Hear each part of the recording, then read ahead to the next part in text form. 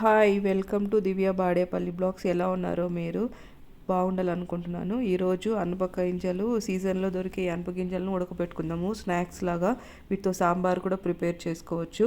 ఇలా ఈ సీజన్లో దొరుకుతాయి కాబట్టి ఈ సీజన్లోనే మనం ఇలా ప్రిపేర్ చేసుకున్నాం. వీటిని నేను 2 to 3 టైమ్స్ వాష్ చేసి పెట్టుకున్నాను. ఎందుకంటే అవి మందు కొట్టింటారు, ప్లస్ చీడ ఉంటుంది, కొంచెం దుమ్ము ఉంటుంది, ఎక్కడెక్కడి నుంచి వచ్చుంటాయి కాబట్టి. ఇలా నేను చూడండి ఎంత డస్ట్ ఉన్నదో, అక్కడికి మళ్ళీ ఇంకొకసారి కూడా కడిగాను.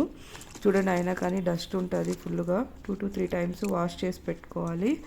ఇలా వాష్ చేసుకుంటేనే అప్పుడు మనం తినడానికి ఈజీగా ఉంటుంది. చూడండి ఇలా వాష్ చేసుకున్నాను. ఇప్పుడు కొంచెం వాటర్ తీసుకొని అందులో కాయలంతా వేసి కొంచెం ఉప్పు, మీ దగ్గర తొలసాకు ఉంటే తొలసాకు కూడా వేసుకోండి, టేస్ట్ బాగుంటుంది. ఇలా పెట్టి 3 విజిల్స్ పెట్టుకుందాము. ఒక హై ఫ్లేమ్లో, 2 లో ఫ్లేమ్లో. చూడండి ఇలా నేను విజిల్స్ పెట్టుకున్నాను.